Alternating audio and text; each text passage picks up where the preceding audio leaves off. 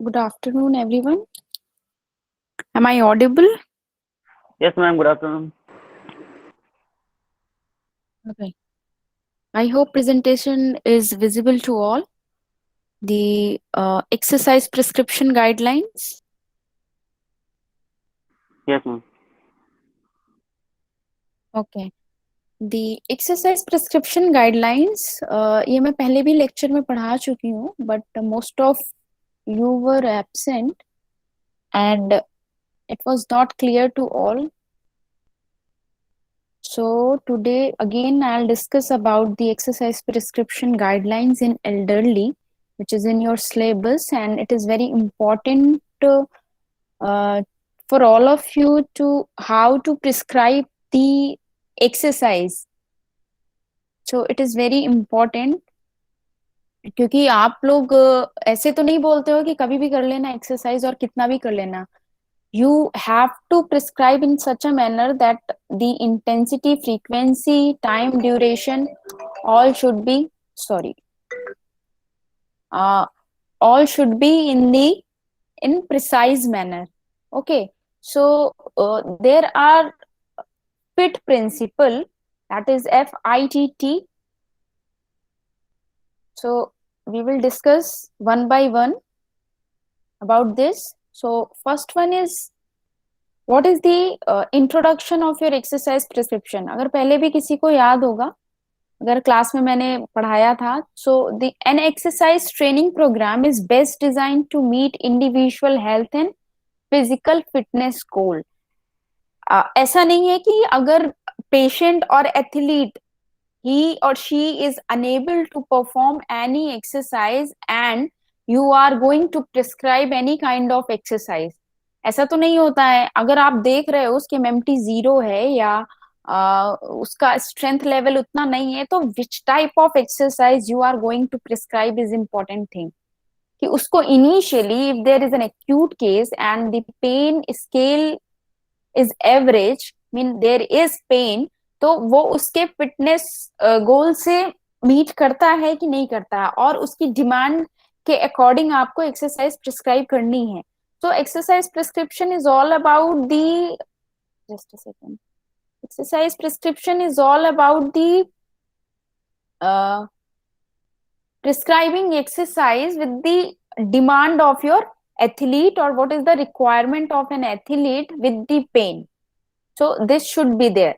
So the principle of exercise prescription are intended to assist exercise and health fitness professionals in the development of individually tailored exercise prescription. According to the requirement and the need of the athlete, your exercise prescription should be very precise.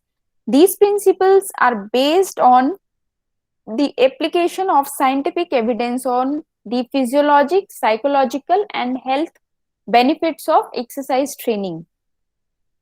You have to check the condition of the athlete or patient, or when you are assessing the athlete or a patient, you will check what is the current position of an athlete and what is the status of her mind, so that because क्या होता है जब भी किसी को कोई injury होती है, एथलीट्स का बता रही हूँ, तो उसका साइकोलॉजिकल जो माइंडसेट होता है वो बहुत ज्यादा डाउन में होता है.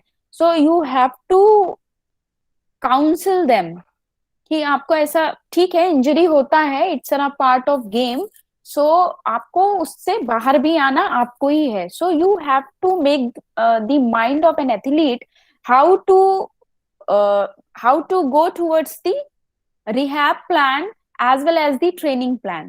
So these exercise prescription are intended as guidelines for the apparently healthy adults. आपको चेक करना होगा कि उसका करंट कंडीशन क्या है, उसके हिसाब से आप उसको किस तरह का एक्सरसाइज प्रिस्क्राइब कर सकते हैं, because you are the one health care professional who is taking care of the athlete and making them for the return to activity. You are the only person. तो उनको उतना ट्रस्ट होना चाहिए और आपको उस वे में in a precise manner, because step by step, जैसे मैं आपको पहले भी बता चुकी हूँ कि फेज 1 रिहैब प्लान में क्या होना चाहिए, फेज 2 रिहैब प्लान में क्या होना चाहिए, and then when the most of the athlete you will found कि जब भी वो return to activity जाते हैं and you are giving you have given the rehab plan for 3 weeks, 4 weeks, 5 weeks, whatever it is, and when they are again going to return to play, RTP criteria is there. So many of the athletes are in the depressive moods like no मैं वापस से ground पे जा रहा हूँ, मुझे फिर से पेन होगा, मेरा मैच है. There are so many things in the athletes mind going on. तो उनको बिल्कुल उस वे में ट्रेन करना है so that they cannot miss their training also, and they are doing the rehab in the form of training also. So you have to be very clear, and you have to make the athlete very clear that we will go step by step and we will make you the RTP. We will make you ready for the RTP. So there is a FIT principle, which is the F for frequency, intensity, T stands for type, and again T stands for the time, that is duration. So normally if you are attending a patient in OPD, अगर OPD में भी patient आ रहा है, what you are doing is you are prescribing the exercise in such a manner, except manual therapy, that manual therapy also comes in the fit principle, but what you are giving the home remedy to a particular athlete or a patient, what you are going to do, आप उसको बोल रहे हो, आप अपने athlete को, अपने patients को बोल रहे हो आपको ये एक्सरसाइज इतनी बार करनी है, इसका टाइम इतना होगा, और आपको सुबह भी करनी है, शाम में भी करनी है, that is the frequency. And what is the intensity if the pain is 6 or 7 out of 10? So what you are going to prescribe? वो बोलेगा मैं कैसे करूं, मुझे इतना पेन हो रहा है. So what would be the intensity of that particular exercise? This is very important.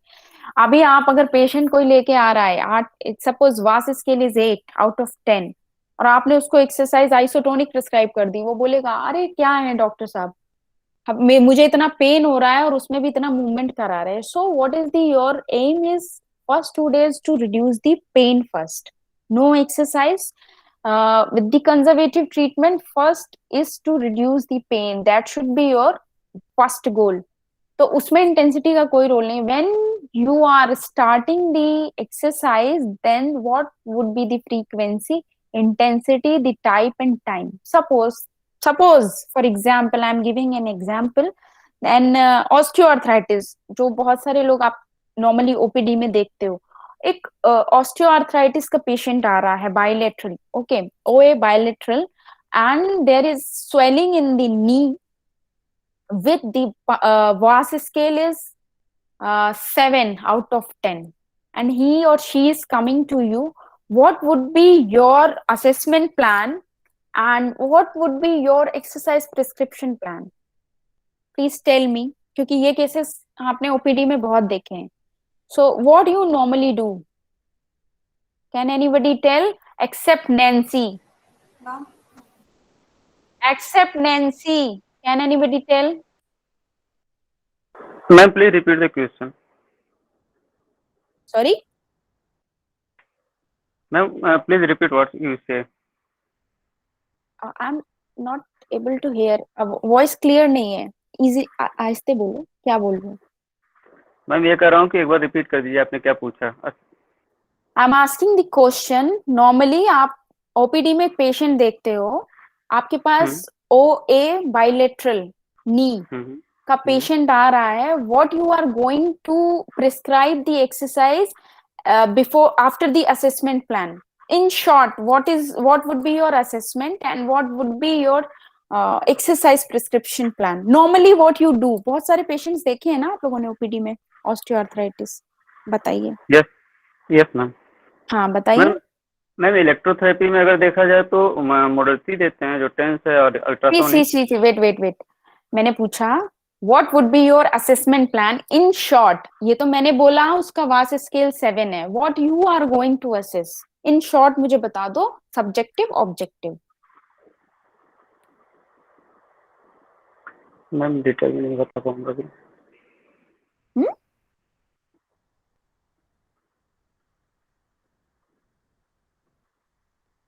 Sorry ma'am.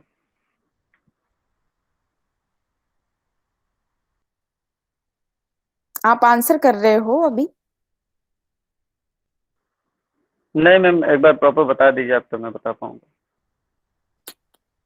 Can anybody tell?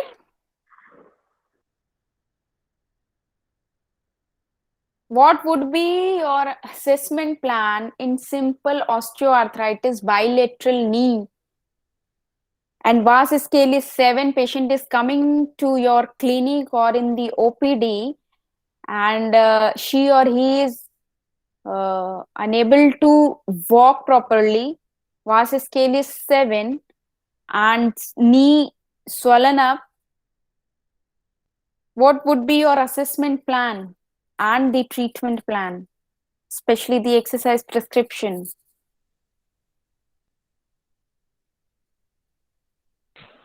Ma'am firstly तो हम लोग पहले पेन और स्वेलिंग कम करेंगे। वॉस स्केल अगर उसका 7 है तो उसे डिक्रीज करेंगे।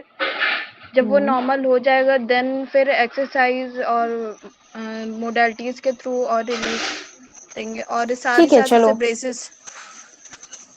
ठीक है, that is your conservative treatment method if the pain VAS scale is 7. So first goal will be your to reduce the VAS scale. It should be between 2, approx 2, when you are going to prescribe any exercises, or it can be 3 or 4 also. So when your VAS scale is reduced through electrical modality, then what would be your exercise prescription protocol? In which way? According to FIT principle?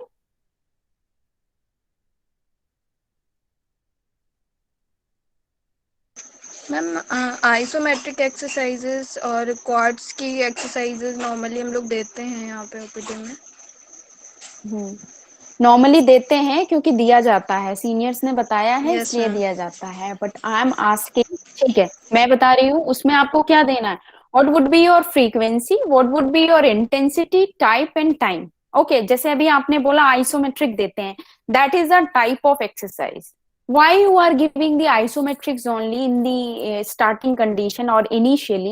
Why you are giving the isometrics? Is there any specific reason, और सब देते हैं इसलिए दे रहे हैं? Why you are not giving the isotonic exercises? Why? Ma'am आपने बताया था आइसोमेट्रिक्स हम लोग नॉर्मल देते हैं क्योंकि जो मसल्स की लेंथ है वो मेंटेन रहनी चाहिए। ऐसा नहीं कि अगर मसल शॉर्टनिंग हो गई तो और भी प्रॉब्लम्स हो सकती हैं। Okay, correct. Now what would be the intensity? तो टाइप हमने डिसाइड कर लिया कि चलो ठीक है, स्वेलन अप है, मसल बहुत ज्यादा एक्टिव नहीं होगी, उसका जो एक्शन है वो डिमिनिश ही हो रहा है, so that there is swelling, very swelling knee. तो आपने उसको बोला ठीक है चलो आइसोमेट्रिक एक्सरसाइज देते हैं, उसके अलावा क्या, बस आप कर लेना आइसोमेट्रिक एक्सरसाइज कर लेना, जब मन हो तब कर लेना, ऐसे बोलते हैं? No ma'am. क्या प्रिस्क्राइब करते हो? No, I just want to know. OPD में आप पेशेंट्स अगर आते हैं, आप लोग 3 साल से पेशेंट्स देख रहे हो, तो एक सिंपल ऑस्टियोआर्थराइटिस के केस में आप उनको क्या एक्सप्लेन करते हो? जो आप उनको बोलते हो आप मुझे वो बोल दो, फिर मैं बता दूंगी। जैसे अभी आपने आइसोमेट्रिक बोला। मैम उनकी एज के अकॉर्डिंग उनकी हम लोग इंटेंसिटी डिसाइड करते हैं। मतलब अगर बहुत ज़्यादा यंगर है तो उस हिसाब से, उनकी और बहुत एज के ज़्यादा एल्डर अकॉर्डिंग। एज भी होगा। और मैम अगर बहुत ज़्यादा ओबीज हैं तो भी। ओके, और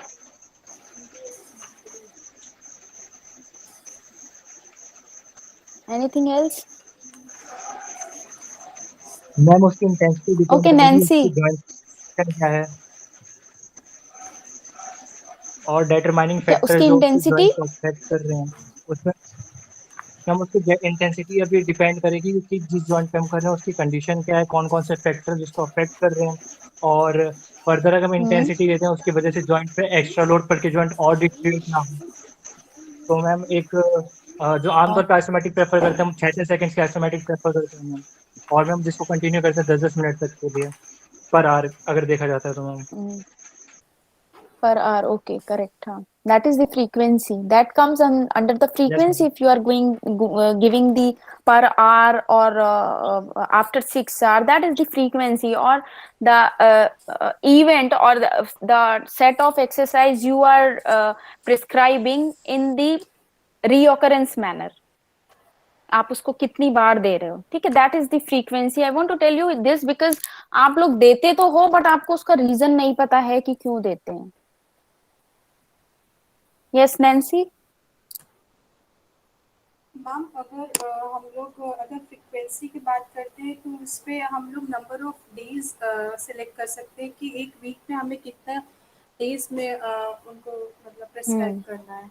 5 days at least very 3 days correct. या फिर 3 से 5 दिन के लिए या फिर 2 से 3 दिन के लिए इस और तरीके से. एक दिन में 2 बार भी प्रिस्क्राइब कर सकते हैं if the condition is very bad. If you are giving the isometrics only to activate the quadriceps, hamstring or other accessory muscles. So you can prescribe in such a manner so that in one day you can prescribe 2 times in a day. आप कभी कभी बोलते हो कि patient को, जैसे अभी सौरभ ने बोला कि पर आवर भी हम 6 seconds होल्ड करके करा सकते हैं. That is the frequency. It depends on the demand of the athlete और the patient. Correct. And what is the intensity? Ma'am, quantity of exercise because simply the volume of exercise जो भी है मतलब कि क्या कितना डोज एंड रिस्पॉन्स के basis में रिलेशनशिप में चलता है. ओके ठीक है. मैं नॉर्मली यही पूछ रही थी कि उसको कितना, आप लोग को कुछ आइडिया है या नॉर्मली पेशेंट आता है बस आप एक्सरसाइज देते हैं, सब बोलते हैं इसलिए दे दे रहे हैं. What is the logic behind that? वो आप लोग को आइडिया नहीं है, बस देते हैं इसलिए देते हैं. Okay. First we will start with the exercise mode. और that is the type. Ma'am frequency में सिंपली यही होता है कि एक दिन एक वीक में कितने नंबर ऑफ डेज डेडिकेट किए गए हैं किसी भी एक्सरसाइज प्रोग्राम के लिए. ओके. क्योंकि एथलीट के केसेस में ऐसा होता है कि strengthening program, specially if you are prescribing in rehab, तो आप उसको ये नहीं बोलोगे कि नहीं तुम वीक में 5 बार ही करना, इससे ज्यादा मत करना. It can be twice in a day, it can be thrice in a day, depending on the condition and depending on the requirement of an athlete कि उसका एक next to next week match है, so you have to make her fit. Okay. So this depend कि कैसा होता है, उसके depend करता है उसकी डिमांड के ऊपर. Correct. So first we will start with the exercise mode. That is the type of an exercise. जैसा अभी सुभी ने बताया कि आइसोमेट्रिक ही देते हैं. क्यों देते हैं?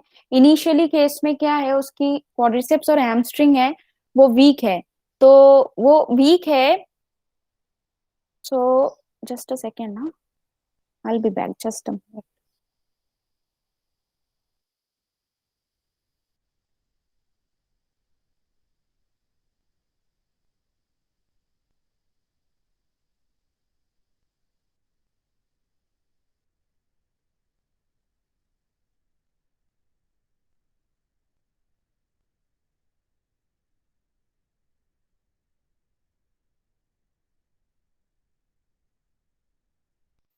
Okay, sorry.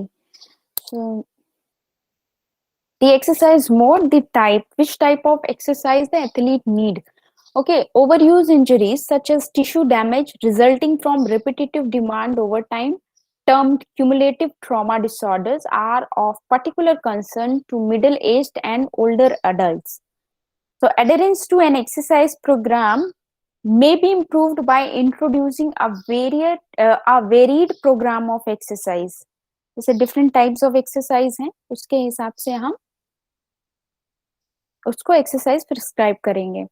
The ACSMs recommends loading exercises to maintain bone health. किस टाइप की एक्सरसाइज है ये मैंने अगर आपको याद होगा तो जो रिहैबिलिटेशन पढ़ाया था, प्रिंसिपल्स ऑफ रिहैबिलिटेशन, उसमें भी डिफरेंट टाइप्स ऑफ एक्सरसाइज थी. There is an aerobic exercise, anaerobic exercise, speed and agility exercises, stretching exercises, plyometrics exercises. So these are the types of exercises. What is what we can prescribe according to the demand of an athlete. So component of the exercise training sessions कैसा होना चाहिए? There should be warm up, there should be conditioning, the cool down and stretching. कोई भी exercise कर रहे हो आप, prescribe कर रहे हो, इवन रीहैब, इवन प्रीहैब और typical exercise training session, whatever it is, a skill session, it is the strength session, it is a conditioning session, whatever it is. So before any specific exercise program, there should be three factors: warm up, conditioning and cool down. And in these three components, the stretching will be there in all of the exercise. So warm up, that is the before the exercise, at least 5 to 10 minutes on low to moderate intensity cardiovascular and muscular endurance activities, so that you are going to prepare your athlete for the main session. जो भी main session है, whether it is strength session, whether it is conditioning session, whether it is skill session, जो भी है उसके पहले warm up होना बहुत जरूरी है, so that it prepares the body for exercise, or by improving the blood circulation and oxygen carrying capacity, all the things. Okay, now conditioning, that is the main session, that lasts 20 to 60 minutes of aerobic, resistance, neuromuscular and sport activities, whatever the sport activities are there. So that is the main conditioning session. और इसमें हर type की exercise आप involve कर सकते हो. if the athlete is doing his or her strength session, that can be the resistance training also, neuromuscular training also, the plyometric session also, the speed and agility drills also. So that are the main conditioning session. Okay, then cool down. After finishing the main cool down session, there will be a cool down session which lowers your body before the main session or before the exercise. So at least 5 to 10 minutes of low to moderate intensity cardiovascular and muscular endurance activities in the form of stretching also. So you have to decide mainly the dynamic stretching will come into the warm up exercises, and the static stretching will come into the cool down exercises. So stretching, at least 10 minutes of stretching exercises perform after the warm up or cool down phase. Okay, so this is the frequency of an exercise program according to the type of exercise. So 5 days per week, if you are going to prescribe 5 days per week, what could be there? Moderate intensity, that is 40% to less than 60% of VO2R. Aerobic, that can be aerobic exercises, weight bearing exercises, that is also called the resistance exercises, or the flexibility exercises in the form of stretching exercise. If you are going to prescribe according to the demand of an athlete, that can be 3 days per week. What can be your type of exercises? Vigorous intensity, you can prescribe the vigorous intensity, that is the greater than 60% of VO2R. Aerobic, and aerobic in the form of cardiovascular endurance activities, and again weight bearing and the flexibility exercises. So similar to that, 3 to 5 days per week, and the type of exercises will be a combination of moderate vigorous activity, weight bearing exercises, and the flexibility exercises in the form of stretching. And then 2 to 3 days per week, you can prescribe the type of exercise muscular strengthening and the endurance resistance exercises through TheraTubes, TheraBand, and calisthenic exercises, balancing and agility exercises. And your VO2R, that is oxygen reserve. Okay, so कितना consumption हो रहा है और कितना reserve हो रहा है वो आपको इसमें एक्सरसाइज की टाइप के अकॉर्डिंग आपको डिसाइड करना है उसको कितना हम वीकली दे सकते हैं. So the quantity of exercise, the quantity or volume of exercise is function of the frequency, intensity and duration of the exercise performed. There is a dose response relationship for the volume necessary for health fitness or health or fitness benefits. उसके according आपको उसका volume of exercise देना है, frequency and intensity और duration पे depend करता है. Okay, so now frequency of the exercise, जो मैंने अभी एग्जांपल दिया हुआ था उसमें सारा frequency and type of exercise का रिलेशनशिप था. So although the total volume of physical activity is a key factor in attaining health fitness benefits, the frequency of physical activities, that is the number of days per week dedicated to an exercise program, or you can prescribe in the number of an event or number of your exercise set occurrence at that particular time is important as well. So minimal frequency of physical activity cannot be recommended for the general adult population. समझ में आया? आगे बढ़े या अभी और कुछ समझ में नहीं आया है तो you can ask me. Ma'am quantity of exercise एक बार एक्सप्लेन कर दीजिए. See, volume and quantity of exercise is almost the same. That is your frequency.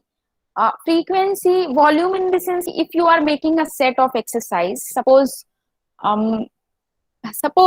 there is isometric exercise, okay, for quadriceps and hamstring, okay, and the isotonic exercises for your calf muscle, okay, and the suppose knee pain है कोई, मैं ऐसे example दे रही हूँ आपको. Suppose एक knee pain, ACL है, suppose अगर एसीएल पार्शियल 2 टीयर है and the patient is coming to you with the VAS scale 6 or 7 in the rest also. Okay, whenever vas scale, you will measure the vas scale, you will measure in the rest form and the activity condition. So in the rest, the vas scale is 6 out of 10 and the patient is coming to you and saying that मेरे को knee pain हो रहा है और मैं चल रहा हूँ, मेरे को कोई प्रॉब्लम नहीं हो रहा है, बट अभी मैं बैठी हूँ तो मेरा नी लॉक हो जाता है या मुझे नी पेन हो रहा है. So according to the assessment, you are doing an assessment, and according to the assessment you found the weakness of your quadriceps muscle, weakness of the proprioception and the strength loss of your quadriceps muscle, including the loss of flexibility in the hip joint. So these are your findings, for example I am giving. Okay, so what would be your volume of exercises?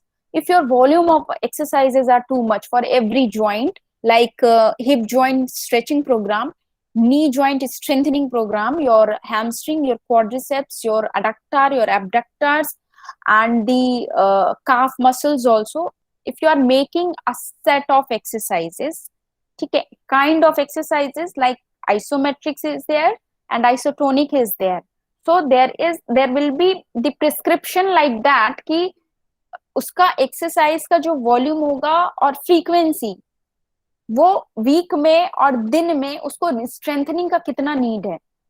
अगर आप assess कर रहे हो और MMT उसका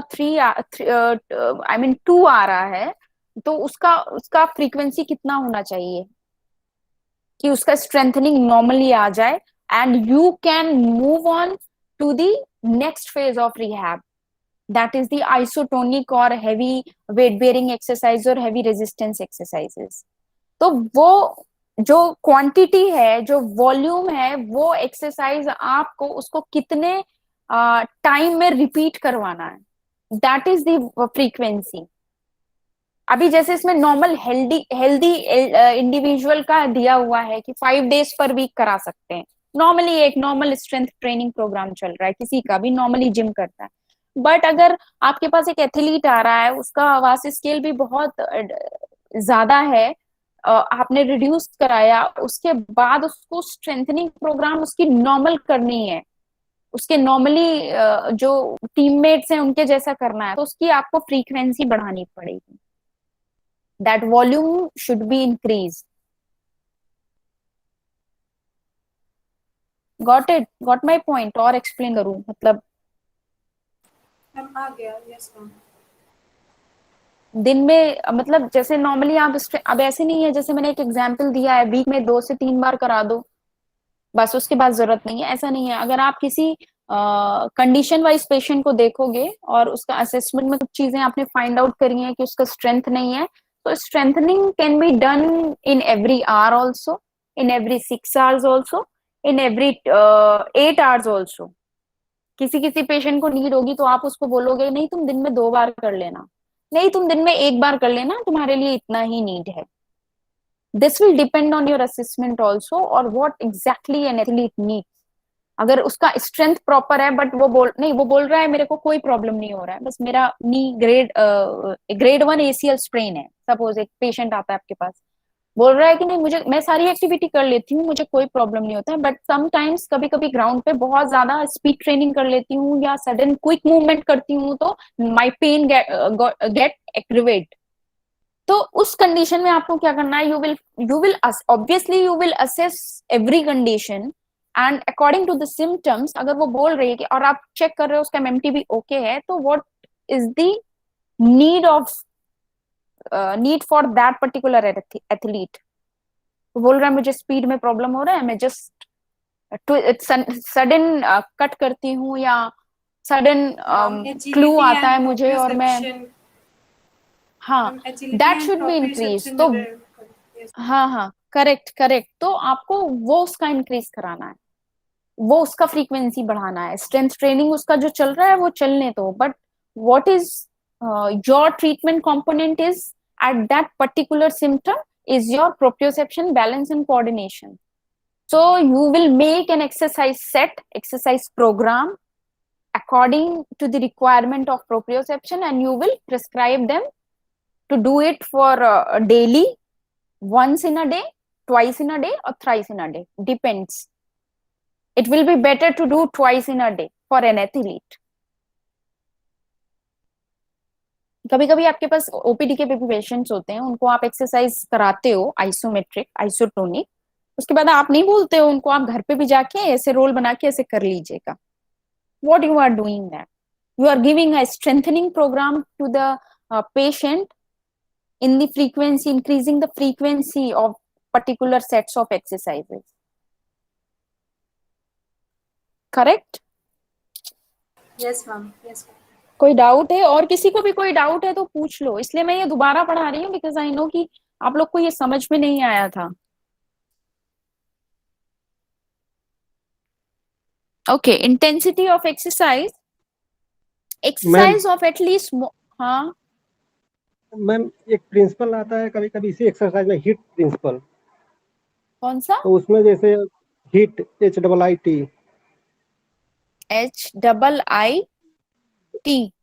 HIIT, high intensity interval training. तो ma'am ये osteoarthritis के केस में दे सकते हैं, जैसे आपने कर रहे थे कि आप अगले 1-2-3 महीने तक को विग्रस एक्सरसाइज कराएंगे उसको, कोई एथलीट है तो। एथलीट है तो नहीं, तुम किसके लिए पूछ हाँ, रहे हो? नॉर्मली पेशेंट के लिए? और नॉर्मली पेशेंट के लिए। नॉर्मली पेशेंट के लिए high intensity interval program in the sense कि जब आप उसका नॉर्मल जो गेन आपका एक टारगेट होगा, जैसे पहला टारगेट होता है हमारा टू रिड्यूस द पेन, ठीक है, उसके बाद नेक्स्ट स्टेप होता है अगर उसका स्ट्रेंथ 0 है to gain the strength up to the mark, कितना उसका होगा। और उसके बाद जब हाई इंटेंसिटी इंटरवल प्रोग्राम जो होगा आपका, अगर आप नॉर्मल पेशेंट्स में देखोगे that is depends on your ADL activities. Normally अगर किसी पेशेंट को सपोज वॉकिंग करने में भी प्रॉब्लम हो रहा है बिकॉज ऑफ पेन, तो उनको आप इनिशियली आइसोमेट्रिक प्रिस्क्राइब करोगे 1 वीक के लिए। जैसे ही उसके आइसोमेट्रिक्स के थ्रू कोई सा भी ज्वाइंट है, इधर इट इज शोल्डर ज्वाइंट, इधर इट इज नी ज्वाइंट, अगर उसका आइसोमेट्रिक के बाद उसका स्ट्रेंथ गेन हो जाता है तो उसका intensity that is high intensity बढ़ाना पड़ेगा आपको।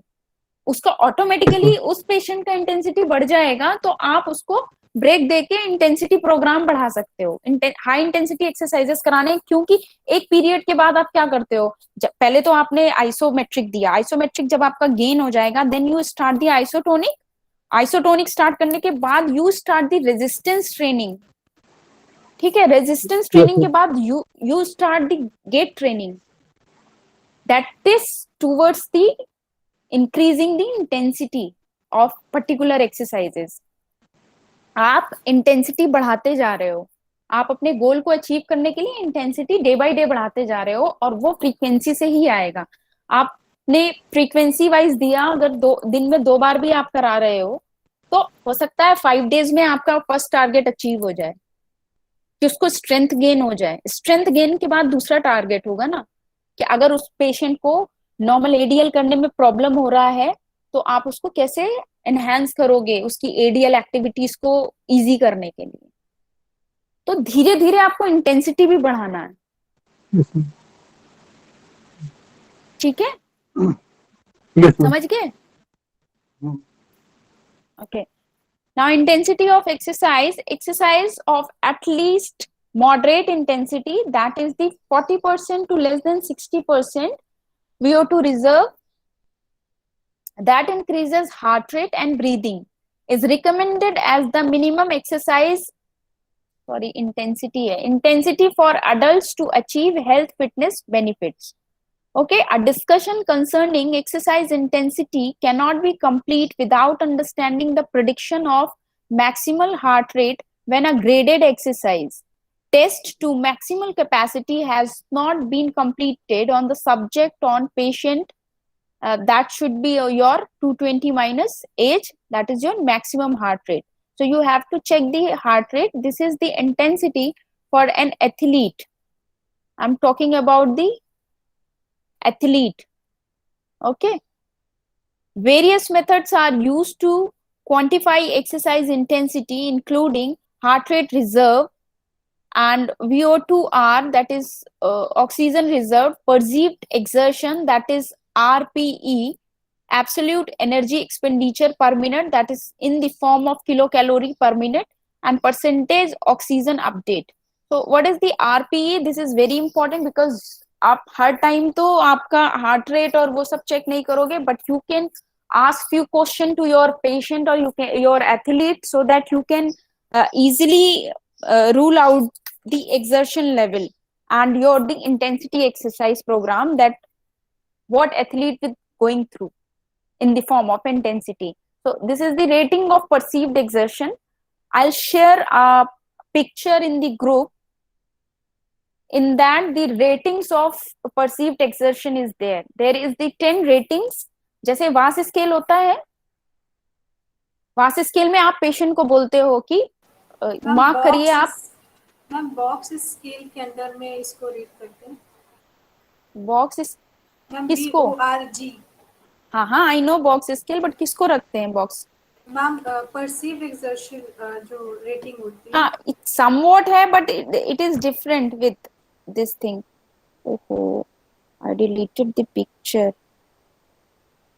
Just a second. हाँ, मैं ग्रुप पे भेजती हूँ आपको। Let me find it. Perceived exertion, okay, I found. मैं भी ग्रुप पे भेज रही हूँ, आप इसे देखो।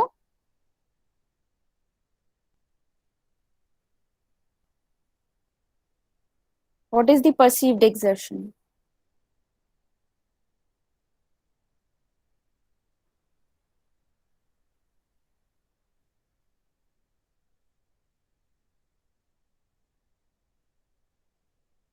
Okay, this is the RPE scale. So you can check the intensity of an athlete or an patient with the asking few questions or looking the patient with the RPE. तो आपको पता चल जाएगा उनका एफर्ट कितना आ रहा है. It intensity in the shortest term और in the easy form you can say the efforts, कि उसको कितने एफर्ट से एक्सरसाइज करना है और कितने एफर्ट से एक्सरसाइज वो कर रहा है to achieve the goal. That is the intensity of exercise, easy form. Okay, समझ आ गया सबको?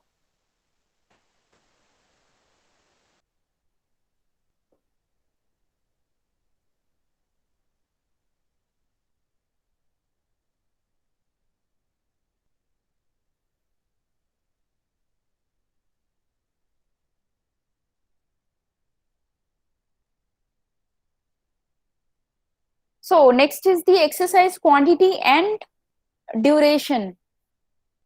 Exercise duration is prescribed as a measure of amount of time physical activity is performed. That is per session, day or week. कितना time spend कर रहा है particular sets of exercise में.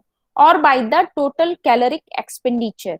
Step counts obtained on a pedometer may also be used to determine the quantity of exercise or physical activity. Nowadays, what is happening in you all have the smartphones, so in that there is a app, so you can measure the total caloric expenditure और कितना exercise कर रहे हैं, कितना steps चल रहे हो, कितना एनर्जी लॉस हो रहा है, ये सब आप एक मेजर कर सकते हो.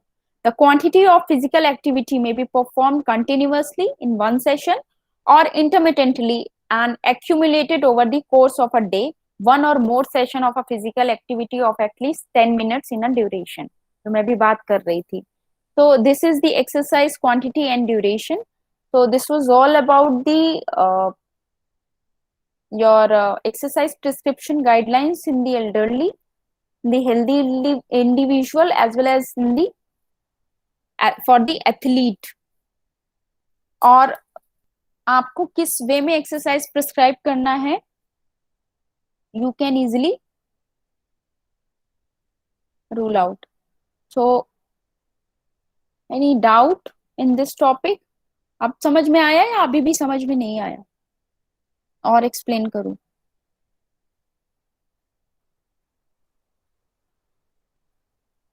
मैम फ्रीक्वेंसी में एक लास्ट लाइन है, उसमें लिखा है कि minimal frequency of physical activity can not be recommended for general adult population.